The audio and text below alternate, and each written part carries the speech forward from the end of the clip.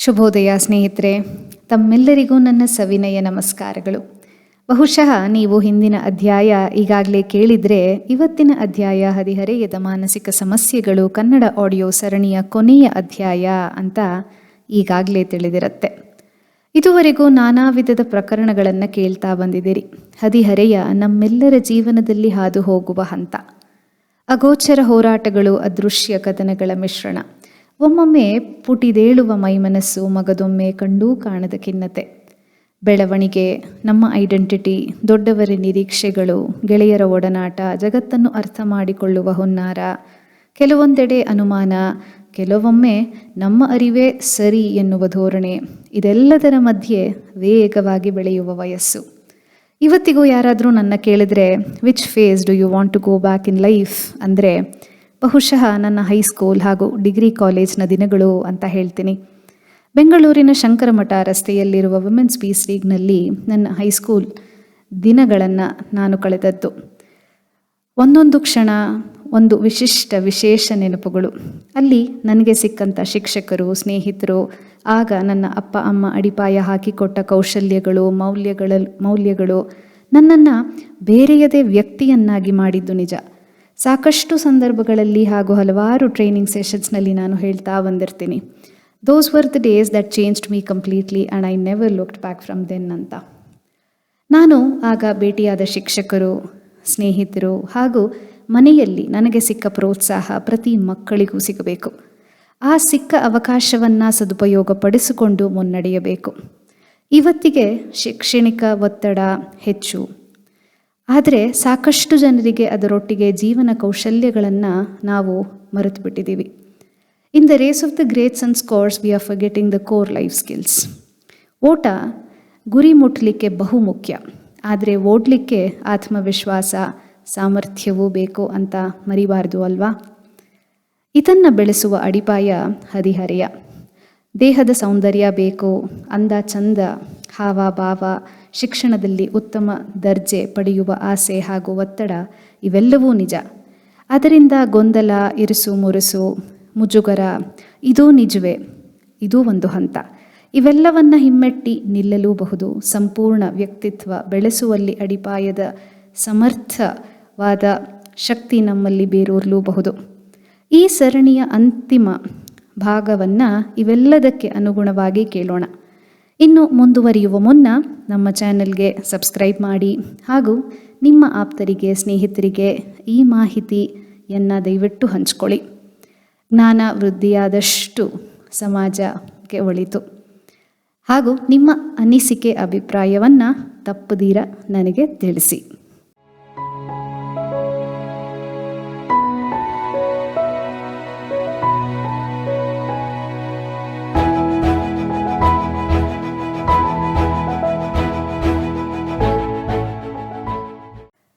ದೇಹ ಸೌಂದರ್ಯ, ಮುಖದ ಅಂದ ಚಂದ, ಅದರದೇ ಆದ ಆತ್ಮವಿಶ್ವಾಸ ನಮ್ಮಲ್ಲಿ ಹುಟ್ಟಿಸುತ್ತೆ. ಈಗಿನ ಡಿಜಿಟಲ್ ವರ್ಲ್ಡ್ ಮತ್ತು ಸೋಷಿಯಲ್ ಮೀಡಿಯಾದ ಜಗತ್ತಿನಲ್ಲಿ ಸೆಲ್ಫಿಗಳು, ಫೋಟೋಗಳು ಸರ್ವೇ ಸಾಮಾನ್ಯ. ಎಲ್ಲಿ ನೀವು ಹೋದರೂ ಒಂದು ಫೋಟೋ ಕ್ಲಿಕ್ ಮಾಡುವವರು ಲಕ್ಷಾಂತರ ಮಂದಿಯನ್ನು ನಾವು ಕಾಣ್ತೀವಿ. ಇನ್ನು ನಾವು ಹೇಗೆ ಕಾಣ್ತಾ ಇದ್ದೀವಿ ಅದು ಬಹಳ ಮುಖ್ಯವಾದ ಒಂದು ಅಂಶ. ಮೊಡವೆಗಳಿಂದ ಹಲವಾರು ಹದಿಹರೆಯದವರು ಮುಜುಗರ ಪಡ್ಕೋತಾರೆ. ಅದನ್ನು ಹೋಗಲಾಡಿಸ್ಲಿಕ್ಕೆ ನೂರಾರು ತರಹದ ಪ್ರಯತ್ನಗಳು ನಡೆಯುತ್ತವೆ. ಇವೆಲ್ಲದಕ್ಕಿಂತ ಮುಂಚೆ ಹದಿಹರೆಯದವರನ್ನು ಕಾಡುವ ಮೊಡವೆಗಳ ಬಗ್ಗೆ ಸ್ವಲ್ಪ ನಾವು ತಿಳಿಯಲೇಬೇಕು. ಲೇಖಕರು ಇದನ್ನು ಹೀಗೆ ವಿಶ್ಲೇಷಿಸ್ತಾರೆ. ಚರ್ಮವನ್ನು ಅಂದಗೆಡಿಸುವ ತೊಂದರೆಗಳಲ್ಲಿ ಮೊಡವೆಗಳೇ ಪ್ರಮುಖ. ಎಲ್ಲರಿಗೂ ಕಾಣುವಂತೆ ಮುಖದ ಮೇಲೆ ಮೂಡುವ ಇವು ಕಸಿವಿಸಿ ಉಂಟು ಮಾಡುತ್ತವೆ. ಚರ್ಮದೊಳಗಿರುವ ಜಿಡ್ಡು, ಉತ್ಪಾದಕ ಗ್ರಂಥಿಗಳ ಅವ್ಯವಸ್ಥೆಯೇ ಮೊಡವೆಗಳಿಗೆ ಕಾರಣ. ಇದು ವಂಶಪಾರಂಪರ್ಯವಾದ ತೊಂದರೆಯೇ ಹೊರತು ಸೋಂಕು ರೋಗ ಅಲ್ಲ. ಮೊಡವೆ ಏಳುವುದು ಮುಖ್ಯವಾದ ಹದಿಹರೆಯದ ಸಮಸ್ಯೆ. 12ರಿಂದ 14 ವರ್ಷದೊಳಗಿನ ಅವಧಿಯಲ್ಲಿ ಇದು ಕಾಣಿಸಲ್ಕೊಡುತ್ತದೆ. ಸಾಮಾನ್ಯವಾಗಿ 28ರಿಂದ 29 ವಯಸ್ಸಿನವರೆಗೂ ಕಾಡುವ ಈ ಸಮಸ್ಯೆ ಕೆಲವರಲ್ಲಿ 35 ವರ್ಷಗಳವರೆಗೂ ಉಳಿಯಬಹುದು. ಚಳಿಗಾಲದಲ್ಲಿ ಮೊಡವೆಗಳ ಕಾಟ ಹೆಚ್ಚು. ಮಾನಸಿಕ ಒತ್ತಡ ಇದ್ದಾಗಲೂ ಇದು ಹೆಚ್ಚುತ್ತದೆ. ಹೆಣ್ಣು ಮಕ್ಕಳಲ್ಲಿ ಮುಟ್ಟಿನ ದಿನಗಳಲ್ಲಿ ಮೊಡವೆ ಹೆಚ್ಚಾಗಿ ಏಳುತ್ತದೆ. ಒಟ್ಟಾರೆಯಾಗಿ ಹೆಣ್ಣು ಮಕ್ಕಳಿಗಿಂತ ಗಂಡು ಮಕ್ಕಳಲ್ಲಿ ಮೊಡವೆಯ ತೊಂದರೆ ಹೆಚ್ಚು. ಹದಿಹರೆಯಕ್ಕೆ ಬರುತ್ತಿದ್ದ ಹಾಗೆ ಜಿಡ್ಡನ್ನು ಉತ್ಪಾದಿಸುವ ಗ್ರಂಥಿಗಳನ್ನು ಪುರುಷ ಹಾರ್ಮೋನ್ ಪ್ರಚೋದಿಸುತ್ತದೆ. ಇದರಿಂದ ಹೆಚ್ಚು ಜಿಡ್ಡು ಉತ್ಪನ್ನವಾಗುತ್ತದೆ. ಕೊಳೆ ಸೇರಿ ಗ್ರಂಥಿಗಳ ರಂಧ್ರ ಮುಚ್ಚಿ ಹೋಗಿ ಮೊಡವೆ ಏಳುತ್ತದೆ.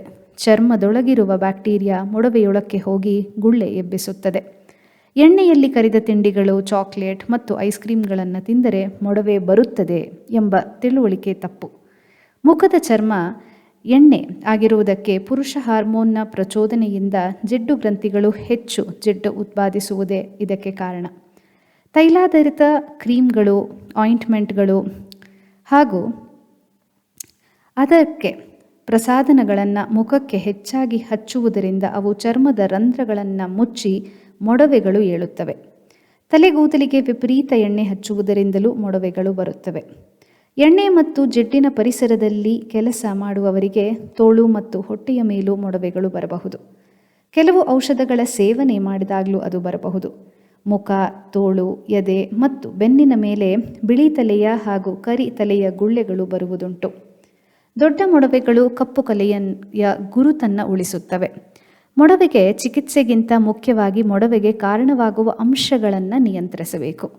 ಮುಖವನ್ನು ಸದಾಕಾಲ ಶುಚಿಯಾಗಿ ತೇವ ಇಲ್ಲದಂತೆ ಇಡುವುದು ಬಹಳ ಮುಖ್ಯ. ಮೊಡವೆಯ ತೊಂದರೆ ಇರುವವರು ಮುಖವನ್ನು ಸಾಬೂನು ಹಾಕಿ ಎಷ್ಟು ಬಾರಿ ಸಾಧ್ಯವೋ ಅಷ್ಟು ಬಾರಿ ತೊಳೆಯಬೇಕು.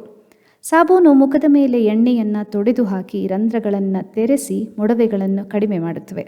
ಕಡಲೆ ಹಿಟ್ಟು ಉಪಯೋಗಿಸಿ ಮುಖ ತೊಳೆದರೆ ಜಿಡ್ಡು ಹೋಗುವುದಿಲ್ಲ.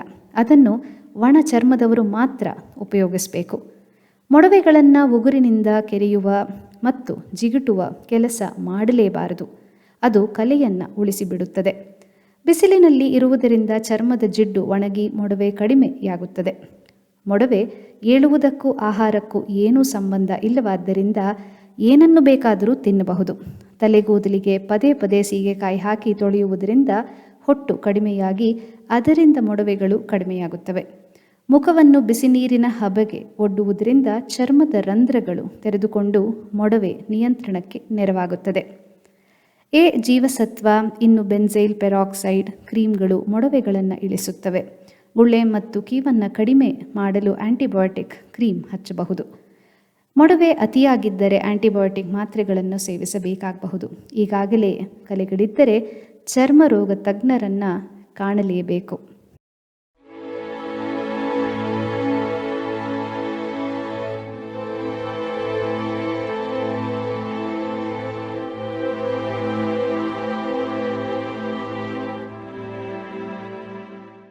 ಜ್ಞಾಪಕ ಶಕ್ತಿಯನ್ನು ಹೆಚ್ಚಿಸಿಕೊಳ್ಳುವುದು ಹೇಗೆ? ಇದು ನಮ್ಮ ಉಪ ಅಧ್ಯಾಯ. ಜ್ಞಾಪಕ ಶಕ್ತಿ ಶೈಕ್ಷಣಿಕವಾಗಿ ಬಹಳ ಮಹತ್ವದ ಪಾತ್ರ ವಹಿಸುತ್ತೆ. ಇದು ಒಂದು ಜೀವನ ಕೌಶಲ್ಯವೂ ಹೌದು. ಸುಮಾರು ಯುವಕರು ಜ್ಞಾಪಕ ಶಕ್ತಿಯ ಕೊರತೆಯಿಂದ ಬಳಲುತ್ತಾರೆ. ಅದರ ಬಗ್ಗೆ ಸ್ವಲ್ಪ ತಿಳಿಯೋಣ. ಜ್ಞಾಪಕ ಕ್ರಿಯೆ 3 ಹಂತಗಳಲ್ಲಿ ನಡೆಯುತ್ತೆ: ನೋಂದಣಿ, ಮುದ್ರಣ ಹಾಗೂ ಸ್ಮರಣೆ. ಅಂದರೆ ರಿಜಿಸ್ಟ್ರೇಷನ್, ಇಂಪ್ರಿಂಟಿಂಗ್ ಆ್ಯಂಡ್ ಮೆಮೊರಿ.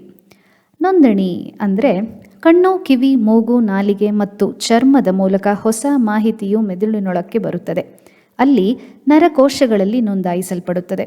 ಈ ನೋಂದಣಿಯು ಆ ಸಮಯದಲ್ಲಿ ನರಕೋಶಗಳಲ್ಲಿ ಕೇವಲ ವಿದ್ಯುತ್ ತರಂಗಗಳು ಕಾಣಿಸಿಕೊಳ್ಳುತ್ತವೆ. ಮಾಹಿತಿ ಏನು ಎಂದು ನಮಗೆ ಅರ್ಥವಾಗುತ್ತದೆ. ಇನ್ನು 2ನೆಯ ಹಂತ ಮುದ್ರಣ. ಮಾಹಿತಿ ನಮಗೆ ಮುಖ್ಯ ಎಂದು ಅನಿಸಿದರೆ ಈಗ ಅದು ನರಕೋಶಗಳಲ್ಲಿ ಮುದ್ರಣವಾಗುತ್ತದೆ. ಮುದ್ರಣಕ್ಕೆ ಅಸಿಟೈಲ್ ಕೋಲಿನ್ ಎಂಬ ನರವಾಹಕ ವಸ್ತು ಅಗತ್ಯ. ಈ ವಸ್ತು ನರಕೋಶಗಳ ತುದಿಯಲ್ಲಿ ಶೇಖರವಾಗಿರುತ್ತದೆ. 30 ರಿಂದ 60 ನಿಮಿಷಗಳ ಕಾಲ ಮುದ್ರಣವಾಗಲು ಬೇಕಾದಷ್ಟು ಅಸಿಟೈಲ್ ಕೋಲಿನ್ ಸಂಗ್ರಹವಿರುತ್ತದೆ.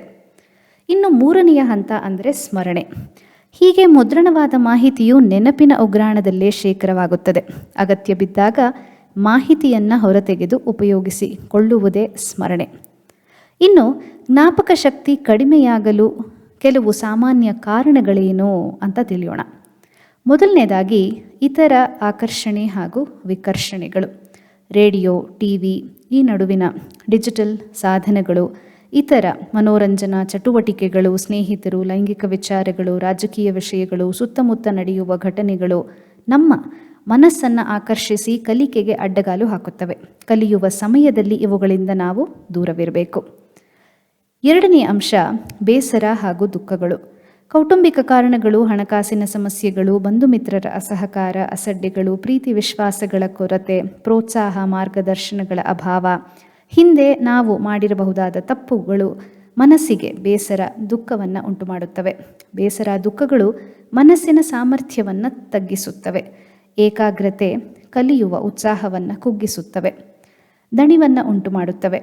ಆದ್ದರಿಂದ ಮನಸ್ಸಿಗೆ ಬೇಸರ, ದುಃಖವಾದಾಗ ಕಲಿಯುವ ಕ್ರಿಯೆ ಕುಂಠಿತಗೊಳ್ಳುತ್ತದೆ. ಈ ಬೇಸರ, ದುಃಖವನ್ನು ನಿವಾರಿಸಿಕೊಳ್ಳಬೇಕು. ದುಃಖದ ಕಾರಣಗಳ ಬಗ್ಗೆ ಚಿಂತಿಸುವುದನ್ನು ಬಿಡಬೇಕು. ಸಂತೋಷದಾಯಕ ಚಟುವಟಿಕೆಗಳನ್ನು ಹಮ್ಮಿಕೊಳ್ಳಬೇಕು. ಇನ್ನು ಮೂರನೆಯ ಕಾರಣ ಅಂದರೆ ಭಯ ಹಾಗೂ ಆತಂಕಗಳು. ಪರೀಕ್ಷೆಯ ಬಗ್ಗೆ ಅನಗತ್ಯ ಹಾಗೂ ವಿಪರೀತ ಭಯ, ಕಡಿಮೆ ಅಂಕಗಳು ಬಂದುಬಿಟ್ಟರೆ, ಫೇಲ್ ಆಗಿಬಿಟ್ಟರೆ ಏನು ಗತಿ ಎಂಬ ಆತಂಕ, ನಮಗಿಂತ ಬೇರೆಯವರು ಚೆನ್ನಾಗಿ ಓದಿದ್ದಾರೆ, ಅವರಿಗೆ ಹೆಚ್ಚು ಅಂಕಗಳು ಬರುತ್ತವೆ ಎಂಬ ಅನುಮಾನ, ಬರುವ ಪರೀಕ್ಷಕರು ತುಂಬ ಸ್ಟ್ರಿಕ್ಟ್ ಎಂಬ ಮಾಹಿತಿ, ಪರೀಕ್ಷೆಗೆ ಕಡೆಯ ಗಳಿಗೆಯ ಸಿದ್ಧತೆ, ಅರ್ಥವಾಗದ ವಿಷಯಗಳನ್ನು ಅತ್ಯಲ್ಪ ಕಾಲದಲ್ಲಿ ಕಲಿಯಬೇಕಾದ ಪರಿಸ್ಥಿತಿ, ಇವೆಲ್ಲ ಮಾನಸಿಕ ಒತ್ತಡವನ್ನು ಹೆಚ್ಚಿಸುತ್ತವೆ. ಇದರಿಂದ ಕಲಿಕೆ ಕಷ್ಟವಾಗುವುದಲ್ಲದೆ ಸ್ಮರಣ ಶಕ್ತಿ ಕುಗ್ಗುತ್ತದೆ.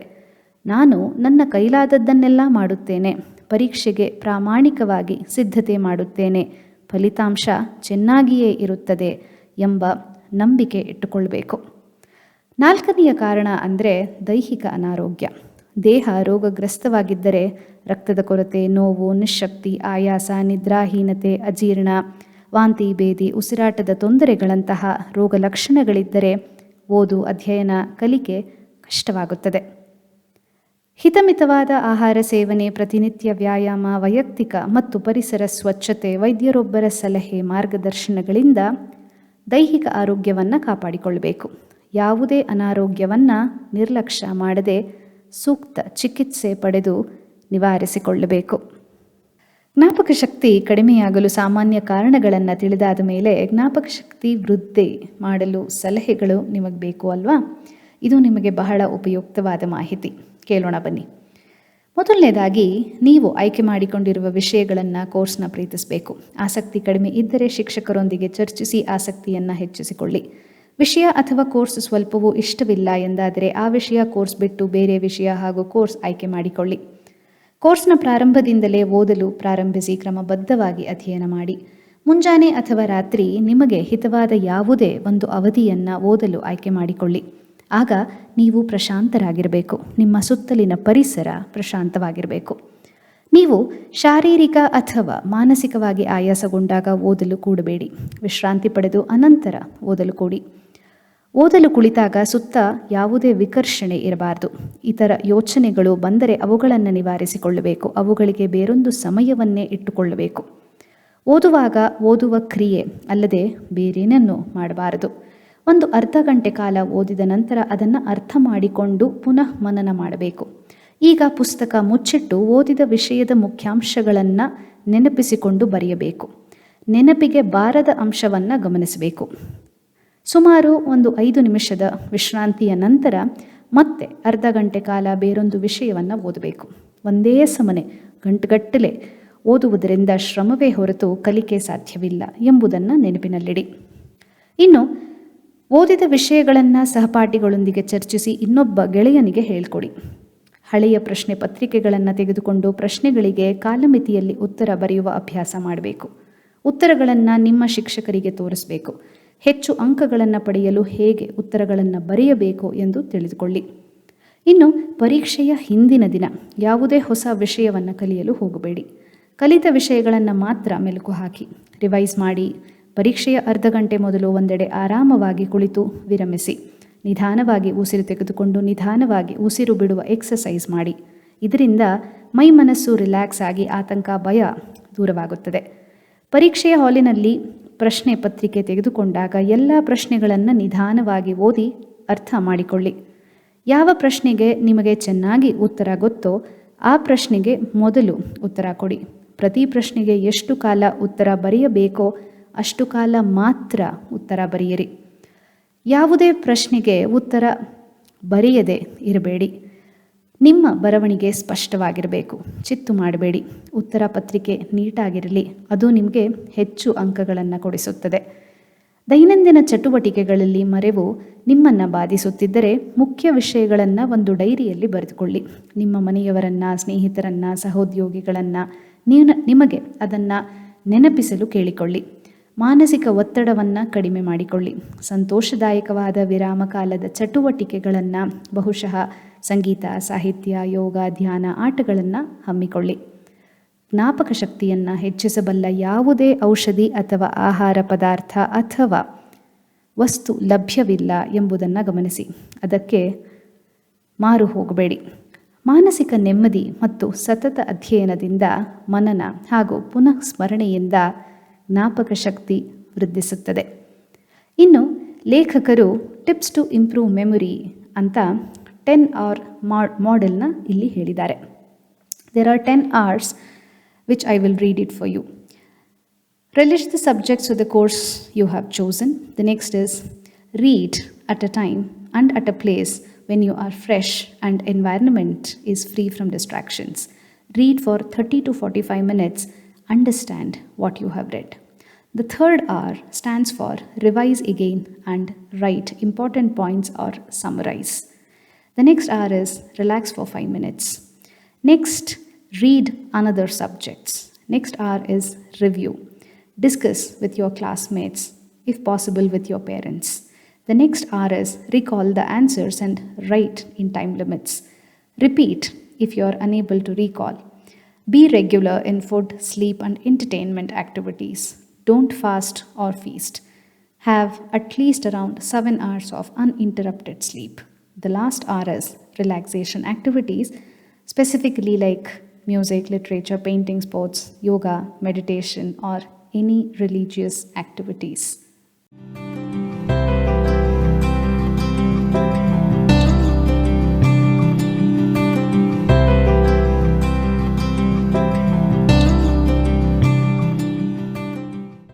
ಜೀವನ ಕೌಶಲ್ಯಗಳು ನಮ್ಮ ಮುಂದಿನ ಉಪ ಅಧ್ಯಾಯ ಸ್ನೇಹಿತರೆ. ಇದರ ಬಗ್ಗೆ ಸ್ವಲ್ಪ ತಿಳಿಯಲೇಬೇಕು. ಜೀವನದಲ್ಲಿ ಯಶಸ್ಸು ಮತ್ತು ನೆಮ್ಮದಿಯನ್ನು ಕಾಣಲು ವಿಶ್ವ ಆರೋಗ್ಯ ಸಂಸ್ಥೆಯು ಶಿಫಾರಸು ಮಾಡಿರುವ ಈ ಕೆಳಗಿನ 10 ಜೀವನ ಕೌಶಲ್ಯಗಳನ್ನು ಕಲಿತು ಕರಗತ ಮಾಡಿಕೊಳ್ಳಿ. ಮೊದಲನೆಯ ಕೌಶಲ್ಯ ಸಮಸ್ಯೆಯ ಪರಿಹಾರ, ಪ್ರಾಬ್ಲಮ್ ಸಾಲ್ವಿಂಗ್ ಅಂತ ಏನು ಹೇಳ್ತೀವಿ ಅದು. ಯಾವುದೇ ಸಮಸ್ಯೆ ಚಿಕ್ಕದಿರಲಿ ದೊಡ್ಡದಿರಲಿ ಅದರ ಹುಟ್ಟು ಸ್ವರೂಪವನ್ನು ವಿಶ್ಲೇಷಿಸಿ ಅದಕ್ಕೆ ಯಾರು, ಯಾವ ಸನ್ನಿವೇಶ, ಧೋರಣೆ ಕಾರಣವಾಯಿತು, ಯಾವ ಅಂಶಗಳು ಅವನ್ನು ಉಲ್ಬಣಗೊಳಿಸಿವೆ ಎಂಬುದನ್ನು ಅರ್ಥ ಮಾಡಿಕೊಳ್ಳಿ. ಭಯ, ತಪ್ಪಿತಸ್ಥ ಭಾವನೆ, ಕೋಪ, ದುಃಖವನ್ನಾಗಲಿ ಪಡೆದೇ ಸಮಸ್ಯೆಯ ಪರಿಹಾರ ಮಾರ್ಗಗಳೇನು ಎಂದು ಚಿಂತಿಸಿ. ನಿಮಗೆ ಹೊಳೆಯದಿದ್ದರೆ ಇತರರ ನೆರವನ್ನು ಕೇಳಿ. ಕಾರ್ಯೋನ್ಮುಖರಾಗಿ ಪರಿಹಾರವಿಲ್ಲದ ಸಮಸ್ಯೆಯಾದರೆ ಅದರೊಂದಿಗೆ ಹೊಂದಿಕೊಂಡು ಬದುಕುವುದನ್ನು ಕಲಿಯಿರಿ. ಎರಡನೆಯದು ಅಂದರೆ ನಿರ್ಧಾರ ಮಾಡುವುದು, ಡಿಸಿಷನ್ ಮೇಕಿಂಗ್. ಜೀವನದುದ್ದಕ್ಕೂ ಪ್ರತಿದಿನ ನಾವು ಅನೇಕ ನಿರ್ಧಾರಗಳನ್ನು ಮಾಡಬೇಕಾಗುತ್ತದೆ. ಮಾಡಬೇಕೇ ಬೇಡವೇ, ಯಾವುದನ್ನು ಆಯ್ಕೆ ಮಾಡಬೇಕು, ಯಾವ ದಾರಿಯನ್ನು ಹಿಡಿಯಬೇಕು, ಇವೆಲ್ಲವೂ ಅದರಲ್ಲಿ ಸೇರಿವೆ. ಏನು ಗುರಿ ಇತ್ಯಾದಿ ಸಾಧಕ ಬಾಧಕಗಳನ್ನು ಪಟ್ಟಿ ಮಾಡಿ ಯಾವುದು ಹೆಚ್ಚು ಅನುಕೂಲಕಾರಿಯೋ ಯಾವುದು ಕಡಿಮೆ ಹಾನಿಕಾರಿಯೋ ಆ ನಿರ್ಧಾರವನ್ನು ಮಾಡಿ ಮುನ್ನಡೆಯಿರಿ. ಇನ್ನು ಮೂರನೆಯ ಕೌಶಲ್ಯ ಅಂದರೆ ವಿಮರ್ಶಾತ್ಮಕ ಆಲೋಚನೆ ಅಂದರೆ ಕ್ರಿಟಿಕಲ್ ಥಿಂಕಿಂಗ್. ಪ್ರತಿಯೊಂದು ವಸ್ತು, ವಿಷಯ, ಸನ್ನಿವೇಶ, ಘಟನೆ, ಇತರರ ಸಲಹೆ, ಬುದ್ಧಿವಾದಗಳನ್ನು ವಿಮರ್ಶಾತ್ಮಕವಾಗಿ ವಿಶ್ಲೇಷಿಸಿ ಚಿಂತನೆ ಮಾಡುವುದನ್ನು ಕಲಿಯಬೇಕು. ಇತರರು ಹೇಳಿದ್ದನ್ನು ಸುಲಭವಾಗಿ ನಂಬಬಾರದು. ಜಾಹೀರಾತಿಗೆ ಮೋಸ ಹೋಗಬಾರದು. ಆಡಂಬರ ಹೊರರೂಪಕ್ಕೆ ಮರುಳಾಗಬಾರದು. ಇನ್ನು ನಾಲ್ಕನೆಯ ಕೌಶಲ್ಯ ಸೃಜನಾತ್ಮಕ ಚಿಂತನೆ ಅಂದರೆ creative intelligence or creative thinking. ಹಳೆಯ ಧಾಟಿಯಲ್ಲಿ ಸೀಮಿತ ರೀತಿಯಲ್ಲಿ ಸಂಪ್ರದಾಯಬದ್ಧವಾಗಿ ಹಾಗೂ ಜಿಗುಟಾಗಿ ಚಿಂತಿಸುವ ಬದಲು ಹೊಸ ರೀತಿಯಲ್ಲಿ ಸೃಜನಾತ್ಮಕವಾಗಿ ಪೂರ್ವಾಗ್ರಹ ಪೀಡಿತರಾಗದೆ ಮುಕ್ತವಾಗಿ ಆಲೋಚಿಸಬೇಕು. ಹೊಸ ವಿಧಾನ, ಮಾರ್ಗಗಳ ಆವಿಷ್ಕಾರ ಮಾಡಬೇಕು. ಐದನೆಯ ಕೌಶಲ್ಯ ಪರಿಣಾಮಕಾರಿ ಸಂವಹನ, ದಟ್ ಈಸ್ ಎಫೆಕ್ಟಿವ್ ಕಮ್ಯುನಿಕೇಷನ್. ಹೇಳಬೇಕಾದ್ದನ್ನು, ಅಭಿಪ್ರಾಯ, ಅನಿಸಿಕೆಗಳನ್ನು, ಪ್ರತಿಭಟನೆಯನ್ನು ನೇರವಾಗಿ, ನಿಖರವಾಗಿ, ಗೊಂದಲಕ್ಕೆಡೆ ಇಲ್ಲದಂತೆಯೇ ಹಾಗೆಯೇ ಕೇಳುವವರಿಗೆ ಕಸಿವಿಸಿಯಾಗದಂತೆ, ಮನಸ್ಸು ನೋಯದಂತೆ ಹೇಳುವ, ಬರೆಯುವ, ಅಭಿವ್ಯಕ್ತಿ ಮಾಡುವ ಕಲೆಯನ್ನು ರೂಢಿಸಿಕೊಳ್ಳಬೇಕು. ಆರನೆಯ ಕೌಶಲ್ಯ ಅಂದರೆ ವ್ಯಕ್ತಿಗಳೊಂದಿಗೆ ಒಳ್ಳೆಯ ಸ್ನೇಹ ಸಂಬಂಧ, ಇಂಟರ್ಪರ್ಸನಲ್ ಸೋಷಿಯಲ್ ಸ್ಕಿಲ್ಸ್. ಮನೆಯವರೊಂದಿಗಿನ ಬಂಧು ಮಿತ್ರ ಸಹೋದ್ಯೋಗಿಗಳೊಂದಿಗಿನ ಹಾಗೂ ನೆರೆಹೊರೆಯೊಂದಿಗಿನ ನಮ್ಮೊಡನೆ ತಾತ್ಕಾಲಿಕವಾಗಿ ಅಥವಾ ದೀರ್ಘಕಾಲ ವ್ಯವಹರಿಸುವ ಎಲ್ಲರೊಂದಿಗೆ ಆದಷ್ಟು ಸ್ನೇಹ, ವಿಶ್ವಾಸ, ಗೌರವಗಳನ್ನು ಬೆಳೆಸಿಕೊಳ್ಳಬೇಕು. ವಿರಸ, ದ್ವೇಷ, ತಿರಸ್ಕಾರಗಳಿಗೆ ಎಡೆ ಮಾಡಿಕೊಡಬಾರದು. ಇನ್ನು ಮುಂದಿನ 7ನೆಯ ಕೌಶಲ್ಯ ಅಂದರೆ ತನ್ನನ್ನು ತಾನು ಅರ್ಥ ಮಾಡಿಕೊಳ್ಳುವುದು. ಇಂಟ್ರಾಪರ್ಸನಲ್ ಇಂಟೆಲಿಜೆನ್ಸ್ ಅಥವಾ ಇದನ್ನು ನಾವು ಇಮೋಷನಲ್ ಇಂಟೆಲಿಜೆನ್ಸ್ ಅಂತಲೂ ಹೇಳಬಹುದು. ನಾವು ನಮ್ಮ ಇತಿಮಿತಿ ಸಾಮರ್ಥ್ಯಗಳನ್ನು ವಸ್ತುನಿಷ್ಠವಾಗಿ ತಿಳಿದುಕೊಳ್ಳಬೇಕು. ಅವುಗಳ ಚೌಕಟ್ಟಿನಲ್ಲೇ ವ್ಯವಹರಿಸಬೇಕು. Self introspection is extremely critical when we understand and should develop intrapersonal skills. ಮುಂದಿನ ಕೌಶಲ್ಯ ಅಂದರೆ ಇತರರನ್ನು ಸರಿಯಾಗಿ ಅರ್ಥ ಮಾಡಿಕೊಳ್ಳುವುದು. ಸೋಷಿಯಲ್ ಸ್ಕಿಲ್ಸ್ ಅಂತ ಹೇಳಬಹುದು. ಇತರರ ಇತಿಮಿತಿ ಸಾಮರ್ಥ್ಯ, ಅವರ ನೋವು ಭಾವನೆಗಳನ್ನು ಅವರಂತೆಯೇ ಅರ್ಥ ಮಾಡಿಕೊಳ್ಳಲು ಪ್ರಯತ್ನಿಸಬೇಕು. ಅವರ ಸ್ಥಾನದಲ್ಲಿ ನಮ್ಮನ್ನು ಕಲ್ಪಿಸಿಕೊಂಡು ಸಹಾನುಭೂತಿಯಿಂದ ವರ್ತಿಸಬೇಕು ಹಾಗೂ ತೋರಿಸಬೇಕು. ಮುಂದಿನ ಕೌಶಲ್ಯ ಅಂದರೆ ಭಾವನೆಗಳ ಹತೋಟಿ. Emotional regulation and control. ಪ್ರೀತಿ, ಪ್ರೇಮ, ದಯೆ, ಅನುಕಂಪ, ಸ್ವಾಭಿಮಾನ, ಲೈಂಗಿಕ ಭಾವನೆ, ಸಂತೋಷಗಳಂತಹ ಸಕಾರಾತ್ಮಕ ಭಾವನೆಗಳನ್ನು ರೂಢಿಸಿಕೊಳ್ಳುವುದು ಮತ್ತು ದುಃಖ, ಕೋಪ, ಭಯ, ಮತ್ಸರ, ಕೀಳರಿಮೆ, ಅತಿ ವಿಕೃತ ಕಾಮ, ಅತಿ ನಾಚಿಕೆ, ಆಕ್ರಮಣಕಾರಿ ಭಾವನೆಗಳನ್ನು ಹತೋಟಿಯಲ್ಲಿಡುವುದು ನಮ್ಮೆಲ್ಲರಿಗೂ ಮುಖ್ಯ. ನಮಗೂ ಮತ್ತು ಇತರರಿಗೂ ಸಹ್ಯವಾಗುವಂತೆ ನಮ್ಮ ಭಾವನೆಗಳನ್ನು ಪ್ರಕಟಿಸುವುದನ್ನು ನಾವು ಕಲಿಯಬೇಕು. ಇನ್ನು 10ನೆಯ ಕೌಶಲ್ಯ ಅಂದರೆ ಮಾನಸಿಕ ಒತ್ತಡಗಳನ್ನು ನಿಭಾಯಿಸುವುದು, ಅಂದರೆ ಇಮೋಷನಲ್ ರೆಗ್ಯುಲೇಷನ್. ಸದಾ ಸಮಾಧಾನ ಚಿತ್ತರಾಗಿ ಇರುವುದು, ಒತ್ತಡಕ್ಕೆ ಕಾರಣವಾಗುವ ಅತೃಪ್ತಿ, ಅತಿ ನಿರೀಕ್ಷೆ, ಅವಾಸ್ತವಿಕ ಗುರಿಗಳು, ಅತಿ ಸ್ಪರ್ಧೆ, ಅನಿಶ್ಚಿತತೆ, ಅಶಿಸ್ತು, ನಕಾರಾತ್ಮಕ ಆಲೋಚನೆಗಳು, ಚಿಂತೆ, ವ್ಯಥೆ, ಒಂಟಿತನ, ಅನಾರೋಗ್ಯಗಳನ್ನು ನಿವಾರಿಸಿಕೊಳ್ಳಬೇಕು. ಮಾನಸಿಕ ಆರೋಗ್ಯ ವರ್ಧನೆಗೆ ಪ್ರಯತ್ನಿಸಬೇಕು. ಮಾನಸಿಕವಾಗಿ ಆರೋಗ್ಯವಾಗಿರುವ ವ್ಯಕ್ತಿಯ ಗುಣವಿಶೇಷಗಳು ಏನಪ್ಪ ಅಂದರೆ, ಮೊದಲನೇದಾಗಿ ವಸ್ತುನಿಷ್ಠ ಸ್ವ ಅವಲೋಕನ ಅಂದರೆ ಕ್ರಿಟಿಕಲ್ ಸೆಲ್ಫ್ ಇಂಟ್ರಾಸ್ಪೆಕ್ಷನ್. ತನ್ನ ಸಾಮರ್ಥ್ಯ, ಇತಿಮಿತಿಗಳನ್ನು ಅರ್ಥ ಮಾಡಿಕೊಂಡು ಹೊಂದಿಕೊಂಡಿರುತ್ತಾನೆ. ಸ್ವಾಭಿಮಾನಿಯಾಗಿರುತ್ತಾನೆ. ಅದು ಒಂದು ಗುಣವಿಶೇಷಣ. ಇನ್ನು ವಸ್ತುನಿಷ್ಠವಾಗಿ ಇತರರನ್ನು ಮತ್ತು ಸನ್ನಿವೇಶವನ್ನು ಅರ್ಥ ಮಾಡಿಕೊಂಡು ಹೊಂದಿಕೊಳ್ಳುತ್ತಾನೆ. ಅದು ಇನ್ನೊಂದು ಗುಣ. ಸಾಧನೆಗಳನ್ನು, ಘಟನೆಗಳನ್ನು ವಸ್ತುನಿಷ್ಠವಾಗಿ ವಿಶ್ಲೇಷಿಸುತ್ತಾನೆ. ತಪ್ಪು ವಿಫಲತೆಗಳಿಂದ ಪಾಠ ಕಲಿಯುತ್ತಾನೆ. ಸತ್ಯವನ್ನು ಒಪ್ಪಿಕೊಳ್ಳುತ್ತಾನೆ. ನಿನ್ನೆಗಿಂತ ನಾಳೆಗಿಂತ ಇಂದಿಗೆ ಪ್ರಾಶಸ್ತ್ಯ ಕೊಡುತ್ತಾನೆ. ಜವಾಬ್ದಾರಿಗಳನ್ನು ಒಪ್ಪಿಕೊಂಡು ಅವುಗಳನ್ನು ಸಂತೋಷದಿಂದ ನಿಭಾಯಿಸುತ್ತಾನೆ. ವೈಯಕ್ತಿಕ ಸ್ವಾಯತ್ತತೆ, ಸ್ವಾವಲಂಬನೆಯನ್ನು ಸಾಧಿಸುತ್ತಾನೆ. ಸ್ವತಂತ್ರವಾಗಿ ಆಲೋಚಿಸಿ ಕಾರ್ಯಪ್ರವೃತ್ತನಾಗುತ್ತಾನೆ. ಭಾವನೆಗಳನ್ನು ಇತರರಿಗೆ ಹಿಂಸೆ, ಮುಜುಗರವಾಗದಂತೆ ಪ್ರಕಟಿಸುತ್ತಾನೆ. ತನ್ನಿಂದ ಮುಟ್ಟಲ್ಪಡಬಹುದಾದಂತಹ ಗುರಿ, ಉದ್ದೇಶ, ಆದರ್ಶಗಳನ್ನು ಇಟ್ಟುಕೊಂಡು ಅವನ್ನು ಮುಟ್ಟಲು ಪ್ರಯತ್ನ ಪಡುತ್ತಾನೆ. ಎಲ್ಲರೊಡನೆ ಸ್ನೇಹದಿಂದ, ಗೌರವದಿಂದ ನಡೆದುಕೊಳ್ಳುತ್ತಾನೆ. ನಿರಾಶೆಯ ಸನ್ನಿವೇಶಗಳಲ್ಲೂ ಆಶಾವಾದಿತನವನ್ನು ತೋರಿಸಿ ಪ್ರಯತ್ನಶೀಲನಾಗಿರುತ್ತಾನೆ. ಇವಿಷ್ಟು ಮಾನಸಿಕ ಆರೋಗ್ಯವಾಗಿರುವ ವ್ಯಕ್ತಿಯ ಗುಣವಿಶೇಷಗಳಾಗಿತ್ತು ಸ್ನೇಹಿತರೆ. ಇನ್ನು ಈ ಪುಸ್ತಕದ ಕೊನೆಯ ಹಂತ ಎಂದರೆ ಮಾನಸಿಕ ಆರೋಗ್ಯ ವರ್ತನೆಗೆ 12 ಸೂತ್ರಗಳನ್ನು ಲೇಖಕರು ಕೊಟ್ಟಿದ್ದಾರೆ. 12 ಸೂತ್ರಗಳು ಹೇಗೆ ಅಂದರೆ ಬಹಳ ಆಸಕ್ತಿಯುತವಾಗಿ ಮೆಂಟಲ್ ಹೆಲ್ತ್, ನೀವು ಆಂಗ್ಲ ಭಾಷೆಯಲ್ಲಿ ಬರೆದಾಗ MENTALHEALTH ಅಂತ ಬರಿಬೋದಲ್ವಾ. ಈ 2 ಪದಗಳನ್ನು ಸೇರಿ 12 ಅಕ್ಷರಗಳಿವೆ. ಪ್ರತಿ ಅಕ್ಷರಕ್ಕೂ ಒಂದು ಸೂತ್ರ ಇಲ್ಲಿದೆ. ಬನ್ನಿ ಕೇಳೋಣ. ಮಾನಸಿಕ ಆರೋಗ್ಯ ವರ್ತನೆಗೆ 12 ಸೂತ್ರಗಳು. The stress management and promotion of mental health in adolescence. M stands for minimize your needs, lead a simple and a contentful life, money management, be wise in earning and spending money. ನಿಮ್ಮ ಅಗತ್ಯಗಳನ್ನು ತಗ್ಗಿಸಿ ಸರಳ ತೃಪ್ತ ಜೀವನ ಮಾಡಿ. ಹಣವನ್ನು ವಿವೇಚನೆಯಿಂದ ಸಂಪಾದಿಸಿ ಮತ್ತು ಬಳಸಿ. ಆದಾಯಕ್ಕಿಂತ ಖರ್ಚು ಹೆಚ್ಚಿಸುವುದು ಬೇಡ. E for expectations about others to be reduced. Persuade them to understand and live comfortably with yourself. Empathize with them. ಇತರರ ಬಗ್ಗೆ ನಿರೀಕ್ಷೆಗಳನ್ನು ಕಡಿಮೆ ಮಾಡಿ. ಅವರು ನಿಮ್ಮೊಂದಿಗೆ ಹೊಂದಿಕೊಳ್ಳಲು ಅವಕಾಶ ಕೊಡಿ. ಎಲ್ಲರೊಡನೆ ಸ್ನೇಹದಿಂದಿರಿ. ಅವರನ್ನು ಅರ್ಥ ಮಾಡಿಕೊಳ್ಳುವ ಪ್ರಯತ್ನ ನೀವು ಮಾಡಿ. N for negative thinking. To be changed to positive thinking. ನಿರಾಶಾವಾದಿತನ ಬೇಡವೇ ಬೇಡ. ಒಳ್ಳೆಯದಾಗುತ್ತದೆ ಎಂಬ ಭರವಸೆ ಇರಲಿ. ಎಲ್ಲರಲ್ಲಿ ಅದು ಹಾಗೂ ಎಲ್ಲ ಸಂದರ್ಭಗಳಲ್ಲಿ ಒಳ್ಳೆಯದನ್ನು ಕಾಣಬೇಕು. ಅದನ್ನು ಬೆಳೆಸಿಕೊಳ್ಳಬೇಕು.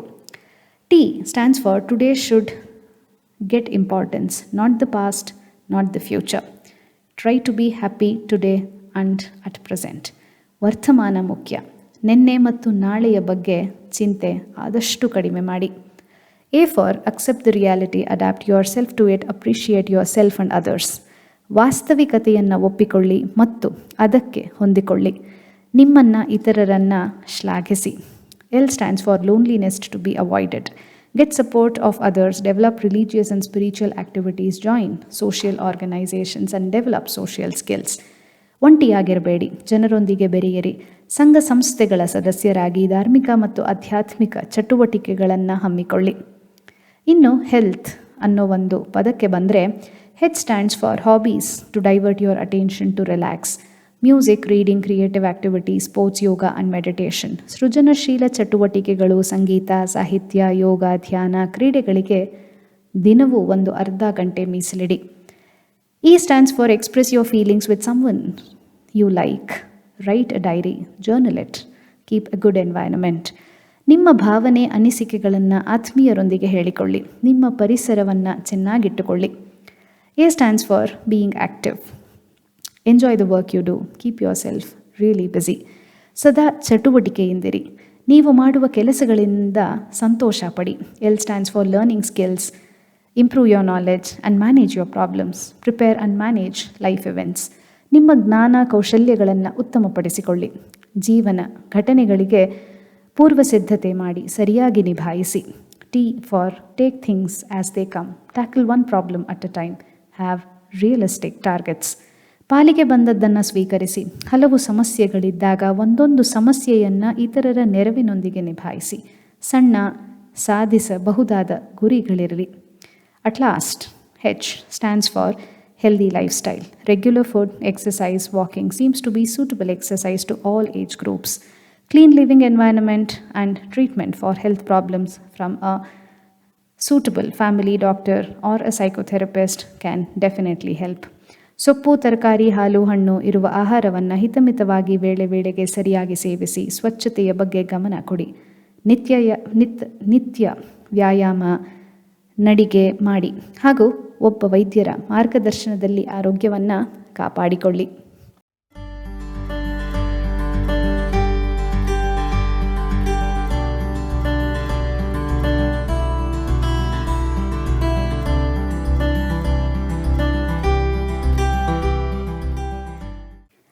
ಹದಿಹರೆಯ ಅವರ ಅಗತ್ಯಗಳು, ಅವರ ನಿರೀಕ್ಷೆಗಳು, ಒತ್ತಾಸೆಗಳು, ಒತ್ತಡಗಳು, ಊಹೆಗಳು, ಅವರ ಐಡೆಂಟಿಟಿ ಫಾರ್ಮೇಷನ್, ಸಂದೇಹಗಳು, ನಾಚಿಕೆ, ಸ್ವಯಂ ಮೌಲ್ಯಮಾಪನ, ಬೇರೊಬ್ಬರೊಂದಿಗಿನ ಹೋಲಿಕೆ ಇವೆಲ್ಲವೂ ಅದರ ವಿವಿಧ ಭಾಗಗಳು.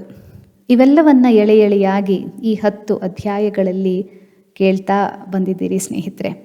ಈ ಹದಿಹರೆಯದ ಮಾನಸಿಕ ಸಮಸ್ಯೆಗಳ ಕನ್ನಡ ಆಡಿಯೋ ಸರಣಿಯ ಪಯಣವನ್ನು ಮುಗಿಸುವಾಗ ಒಂದು ಸತ್ಯ ನಾವೆಲ್ಲರೂ ಕೊಂಡೊಯ್ಯಬೇಕು. ಯುವಕರು, ಹದಿಹರೆಯದವರು ಕೇವಲ ಬೆಳೆಯುತ್ತಿರುವ ನಮ್ಮ ಮಕ್ಕಳಲ್ಲ, ಈ ಸಮಾಜ ಕಟ್ಟುವಲ್ಲಿ ಮುಂದಿನ ವರ್ಷಗಳ ವಾಸ್ತುಶಿಲ್ಪಿಗಳು.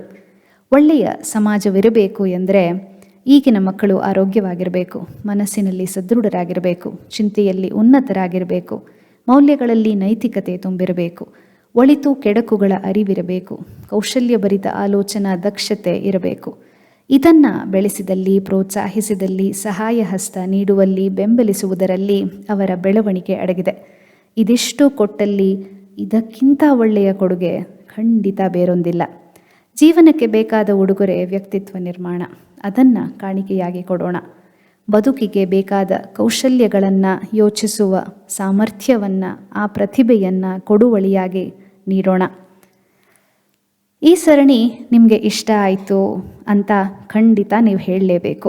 ಈ ಸರಣಿ ಹೇಗಿತ್ತು, ನಿಮ್ಮ ಅಭಿಪ್ರಾಯ, ಅನಿಸಿಕೆಗಳನ್ನು ಕಮೆಂಟ್ಸ್ಗಳ ಮೂಲಕ ನಾನು ಕಾಯ್ತಾ ಇರ್ತೀನಿ. ಖಂಡಿತ ಹಂಚ್ಕೊಳ್ಳಿ. ಈ ಪಯಣ ಇನ್ನೂ ಮುಂದುವರಿಯಲಿದೆ. ಮುಂದಿನ ವಾರದಲ್ಲಿ ಮತ್ತೊಂದು ಹೊಸ ಸರಣಿಯೊಂದಿಗೆ ನಿಮ್ಮನ್ನು ನಾನು ಭೇಟಿಯಾಗ್ತೀನಿ. ಅಲ್ಲಿಯವರೆಗೂ ನನ್ನ ಹೃದಯಪೂರ್ವಕ ನಮನಗಳು.